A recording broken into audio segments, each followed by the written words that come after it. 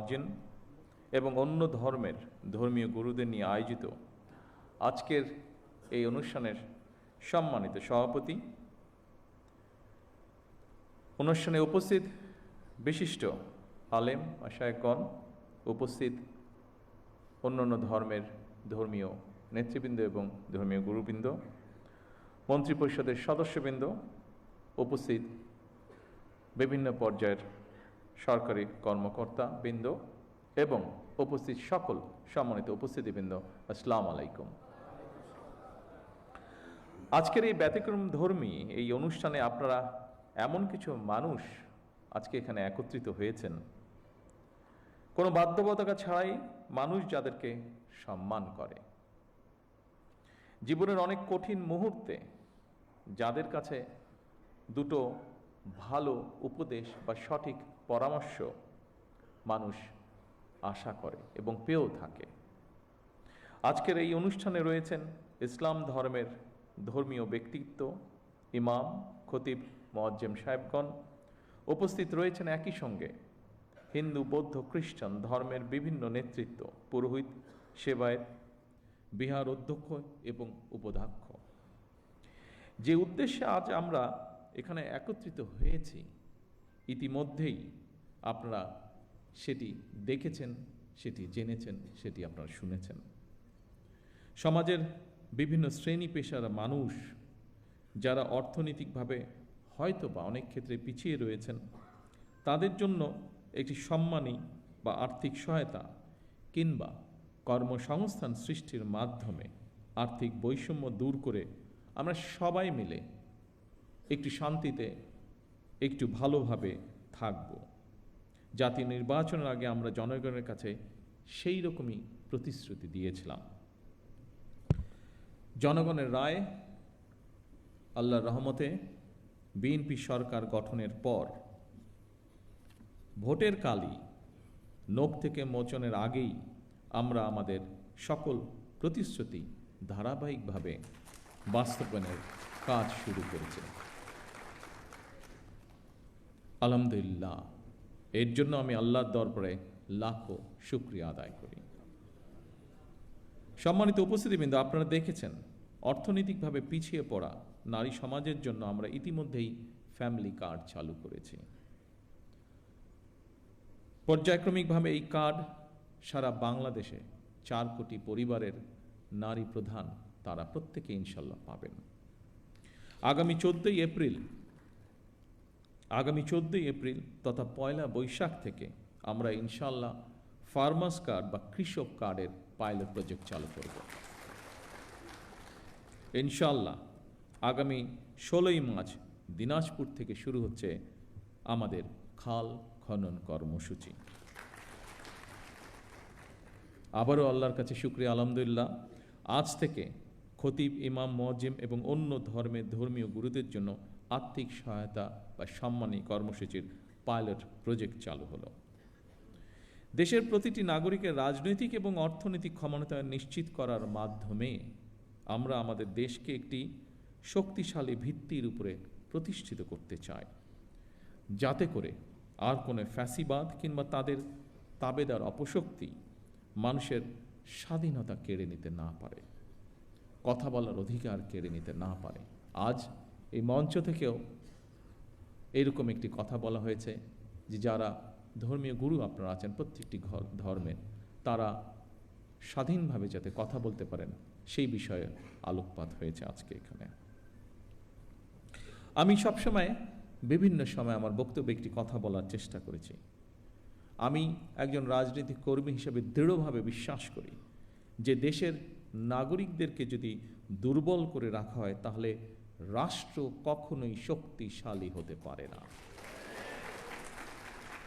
এবং সেই জন্যই আমাদের ইচ্ছা, আমাদের দর্শন, আমাদের পরিকল্পনা বাংলাদেশের নাগরিকদেরকে আমরা রাজনৈতিক এবং অর্থনৈতিকভাবে ধীরে ধীরে শক্তিশালীভাবে গড়ে তুলতে চাই, যদি আমরা রাষ্ট্রকে শক্তিশালী করতে চাই। সম্মানিত উপস্থিতিবৃন্দ, ধর্ম বর্ণ নির্বিশেষে প্রতিটি শ্রেণী পেশার মানুষ তথা প্রতিটি নাগরিকের আর্থিক সামাজিক নিরাপত্তা নিশ্চিত করার জন্য সরকার রাষ্ট্রীয় সামর্থ্যের সবটুকু দিয়ে চেষ্টা চালিয়ে যাচ্ছে এবং ইনশাল্লাহ চালিয়ে যাবে। তবে নাগরিক হিসাবে আমাদের প্রত্যেকের রাষ্ট্র এবং সমাজের প্রতি কিছু দায়িত্ববোধ অবশ্যই রয়েছে, যা সম্পর্কে আপনারা কম বেশি সকলেই নিজেরাও ধারণা রয়েছে।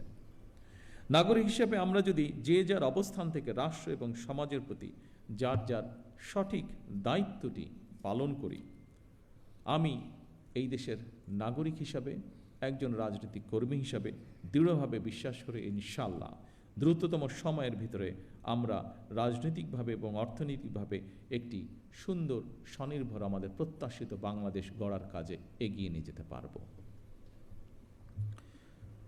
সম্মানিত ধর্মীয় নেতৃবৃন্দ, দুনিয়ার কল্যাণের পাশাপাশি আখিরাতের কল্যাণের জন্য প্রার্থনার কথা পবিত্র কোরআনে কারিমে উল্লেখ রয়েছে। ইহকালীন পরকালীন কল্যাণ বিষয়ক নির্দেশনা নিঃসন্দেহে অন্য ধর্মাবলম্বী ধর্মীয় বিধিবিধান অনুযায়ী নির্দেশিত রয়েছে। সুতরাং ধর্মীয় বিধিবিধানের আলোকেই আপনারা আপনাদের শিক্ষা, দীক্ষা ও যোগ্যতা এবং অভিজ্ঞতাকে কিভাবে আরও বেশি করে দেশ এবং জনগণের কল্যাণের প্রয়োগ করতে পারেন, সেই চিন্তা এবং চেষ্টাও অব্যাহত রাখা অত্যন্ত জরুরি এই দেশের জন্য। অর্থনৈতিকভাবে সমৃদ্ধ রাষ্ট্র মানুষের জীবনে হয়তো আর্থিক স্বাচ্ছন্দ্য নিশ্চিত করে, কিন্তু ধৈর্য, সততা, কৃতজ্ঞতা বোধ, শ্রদ্ধা, আনুগত্য, সংহতি, সহনশীলতা, উদারতা, বন্ধুত্ব, বিনয়, দায় কিংবা দয়া, এই সমস্ত বৈশিষ্ট্যগুলো অর্জন ছাড়া একজন ব্যক্তি মানবিক গুণাবলী সম্পন্ন হয়ে উঠতে পারে না। এই ধরনের মানবিক বৈশিষ্ট্যগুলো অর্জনের জন্য ধর্মীয়, সামাজিক, নৈতিক মূল্যবোধে উজ্জীবিত হওয়া অত্যন্ত জরুরি বলে আমি মনে করি। বিশেষ করে স্বৈরাচারের পতনের পর, বিতাড়িত হয়ে যাওয়ার পর এটি সমগ্র দেশে সকল শ্রেণী, সকল বয়সের মানুষের মধ্যে আরও বেশি প্রয়োজন। বিশেষ করে আগামী দিন যারা এই দেশকে নেতৃত্ব দেবে তাদের জন্য আরও বেশি প্রয়োজন। এই ধরনের মানবিক বৈশিষ্ট্যগুলো অর্জনের জন্য ধর্মীয়, রাজনৈতিক, সামাজিক, নৈতিক মূল্যবোধে উজ্জীবিত হওয়া অত্যন্ত জরুরি। রাষ্ট্র, সমাজ এবং প্রতিবেশ থেকে অর্জিত আচরণ থেকে মানুষ তার শুদ্ধ জীবন এবং সুস্থ চিন্তার মানসিক নির্দেশনা পায়। পবিত্র হাদিসে বলা হয়েছে, যার আমানতদারি নেই, যার কাছে নিরাপত্তা নেই, সে প্রকৃত ঈমানদার নয়। যার ওয়াদা ঠিক নেই, তার কোনো ধর্মও নেই। প্রতিহিংসা এবং সহিংসতা মুক্ত একটি নিরাপদ সমাজ বিনির্মাণের ক্ষেত্রে ধর্মের এই উদার নৈতিক শিক্ষণীয় বিষয়গুলো অতুলনীয়। আমার বিশ্বাস, একটি নৈতিক সমৃদ্ধ মানব সমাজ গঠনের জন্য প্রতিটি ধর্মেই এ ধরনের ইতিবাচক বার্তা রয়েছে। সেজন্যই সম্মানিত উপস্থিতিবৃন্দ, সকল ধর্মের সম্মানিত নেতৃবৃন্দ, গুরুবৃন্দ, একটি ধর্মীয়, সামাজিক, নৈতিক মূল্যবোধে সমৃদ্ধ মানসিকতা তৈরির ক্ষেত্রে আপনাদের মতন ধর্মীয় জ্ঞানসম্পন্ন মানুষদের ভূমিকা অত্যন্ত গুরুত্বপূর্ণ। সম্মানিত ধর্মীয় নেতৃবৃন্দ, দেশে প্রায় 3.5 লক্ষ বা তার কিছু বেশি মসজিদ রয়েছে। এর বাইরে অন্যান্য ধর্মীয় প্রতিষ্ঠানগুলোও রয়েছে। আমরা সারা দেশে মসজিদ এবং এই ধর্মীয় প্রতিষ্ঠানগুলোর ধর্মীয়, সামাজিক এবং নৈতিক শিক্ষা কার্যক্রমের কেন্দ্রবিন্দুতে পরিণত করতে চাই। স্বাধীনতার ঘোষক শহীদ রাষ্ট্রপতি জিয়াউর রহমান সরকারের সময় দেশে প্রথমবারের মতন ইমাম প্রশিক্ষণ একাডেমি চালু হয়েছিল 1993 সালে, যা এখানে আমাদের আজকের একজন আলোচক উল্লেখ করে গিয়েছেন। 1993 সালে বেগম খালেদা জিয়া সরকারের সময় মসজিদ ভিত্তিক শিশু এবং গণশিক্ষা কার্যক্রম চালু হয়েছিল। বর্তমান সরকারও ইমাম মুয়াজ্জিম সাহেবদের জন্য একটি সহ অন্যান্য ধর্মগুরুদের জন্য একটি নির্দিষ্ট হারে সম্মানী ভাতা প্রদানের পাশাপাশি আপনাদেরকে আরও যোগ্যতরভাবে নেতৃত্ব দেওয়ার জন্য আরও কীভাবে রাষ্ট্রীয় উন্নয়নে আপনাদের প্রতিভাকে ব্যবহার করা যায় সেই পরিকল্পনাও গ্রহণ করার কাজে হাত দিয়েছে। বিভিন্ন সম্প্রদায়ের, বিভিন্ন ধর্মীয় সম্প্রদায়ের সম্মানিত নেতৃবৃন্দ, খতিব ইমাম মুয়াজ্জিমদের সম্মানী ভাতা দেওয়ার যে কর্মসূচি বর্তমান সরকার, আপনাদের সরকার চালু করেছে, এই কর্মসূচির অধীনে প্রথম পর্যায়ে পাইলটিং স্কিমের আওতায় মোট 4,908টি মসজিদ, 990টি মন্দির এবং 144টি বৌদ্ধ বিহারে মোট 16,992 জন এই মাসিক সম্মানী পাওয়া শুরু করেছেন আজ থেকে। পর্যায়ক্রমিকভাবে ইনশাল্লাহ সবাইকে এই কর্মসূচির আওতায় অন্তর্ভুক্ত করা হবে।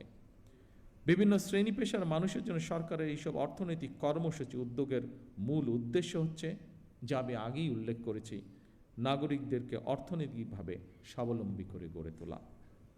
তবে আপনাদের কাছে একটি বিনীত আহ্বান, আপনারা কেউ মসজিদে কিংবা যার যার ধর্মীয় উপাসনালয় দায়িত্ব পালনের পাশাপাশি নিজেদেরকে বিভিন্ন অর্থনৈতিক সামাজিক কর্মকাণ্ডে সম্পৃক্ত করতে চাইলে আপনাদের সেই উদ্যোগ বাস্তবায়নে সরকারের সর্বোচ্চ চেষ্টা থাকবে সহযোগিতা করা। এর বাইরে বর্তমান স্বরাষ্ট্র মন্ত্রণালয় প্রত্যেকটি জেলা এবং উপজেলায় আইন শৃঙ্খলা কমিটিতে একজন ইমাম অথবা একজন খতিব অথবা সেই এলাকার ধর্মীয় অন্য কোনো ধর্মের ধর্মীয় গুরু, তাদেরকেও আমরা সিদ্ধান্ত নিয়েছি একজন সদস্য আমরা রাখব। সম্মানিত উপস্থিতিবৃন্দ, আমরা আজ সব ধর্মের মানুষ একসঙ্গে বসেছি, এক কাতারে বসেছি। এটি আমাদের বাংলাদেশের আবহমান কালের ঐতিহ্য। কেউ যেন আমাদের মধ্যে বিভেদ সৃষ্টি করতে না পারে। মুসলমান, হিন্দু, বৌদ্ধ, খ্রিস্টান, আমরা সবাই মিলে ইনশাল্লাহ একটি শান্তিময়, শান্তিপূর্ণ বাংলাদেশ গড়ে তুলব একসাথে। সকলের জন্য আমরা গড়ে তুলব একটি নিরাপদ রাষ্ট্র, একটি নিরাপদ সমাজ, যা প্রতিটি শ্রেণী পেশার মানুষের কাম্য। আমার বক্তব্য শেষ করার পূর্বে আমি আজকের এই দিনটিকে, আজকের আমাদের দলীয় ইশতেহারের এই কার্যক্রমটিকে সফল করার জন্য বিভিন্ন মন্ত্রণালয় সহ, বিভিন্ন মন্ত্রণালয়ের কর্মকর্তা সহ বিভিন্ন ডিপার্টমেন্টের যে সকল ব্যক্তি অক্লান্ত পরিশ্রম করেছেন, যাদের সহযোগিতায় বর্তমান সরকারের নির্বাচনে এই ম্যানিফেস্টোটি আলোর মুখ দেখতে পেয়েছে, কাজ শুরু করছে, তাদের সকলকে আমি জানাই আন্তরিক শুভেচ্ছা, তাদের সকলকে আমি জানাই আন্তরিক ধন্যবাদ। পরিশেষে আসুন আবারও আমরা আজকের এই অনুষ্ঠানের মাধ্যমে শপথ গ্রহণ করি, আমাদের এই প্রিয় বাংলাদেশকে আমরা একটি এমন দেশ হিসেবে গড়ে তুলব যেখানে আমরা সকলে, প্রতিটি ধর্মের মানুষ, প্রতিটি শ্রেণী পেশার মানুষ আমরা শান্তিতে বসবাস করতে পারি। সকলকে একসাথে নিয়ে আমরা যাতে দেশকে গড়ে তুলতে পারি, এই হোক আমাদের শপথ, এই হোক আমাদের প্রত্যাশা। সকলে ইনশাল্লাহ ভালো থাকবেন, সকলে ইনশাল্লাহ সুস্থ থাকবেন। আল্লাহ হাফেজ। বাংলাদেশ জিন্দাবাদ। মাননীয় প্রধানমন্ত্রীকে তার মূল্যবান দিক নির্দেশনামূলক বক্তব্যের জন্য আন্তরিক ধন্যবাদ ও কৃতজ্ঞতা জানাচ্ছি।